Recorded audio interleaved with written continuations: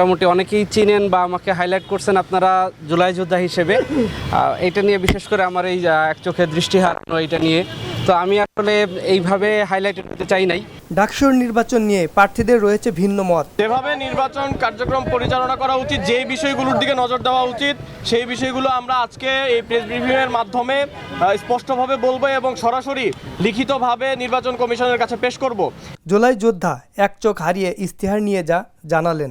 ইশতেহার নিয়ে অনেকে অনেক কথা বলে, এইটা সেইটা, এই করা ওই করা। 3টা বিষয়ে বিশেষ গুরুত্ব দিবে বলে জানান আন্তর্জাতিক সম্পাদক পদপ্রার্থী জসিমউদ্দিন খান। 3টা বিষয়কে বেশি আমি হাইলাইটেড হতে দেখছি বা আইডেন্টিফাই করছি।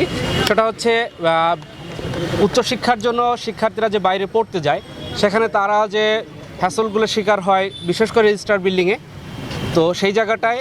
আর বাইরের শিক্ষার্থীরা আমাদের এখানে কেন কম পড়তে আসে, এবং বিশ্ববিদ্যালয় হিসেবে কেন ঢাকা বিশ্ববিদ্যালয় আন্তর্জাতিক মানে এখনও মানে সেভাবে উঠতে পারে না। তো সেই জায়গা থেকে আমি পূর্ণাঙ্গ একটা ইশতেহার করেছি। তো সেটা আসলে অনেক বড় সড়ো, তো ওটা আসলে এখন বিস্তারিত পড়া সম্ভব না। কিন্তু আমি বারবারই একটা কথা বলি যে দেখেন, আমার ইশতেহার একটাই, শিক্ষার্থীরা যারা ঢাকা ইউনিভার্সিটির শিক্ষার্থী বিশেষ করে, তাদের যে কোনো যৌক্তিক দাবি আমার ইশতেহার। Sohel Rana, the news, Dhaka.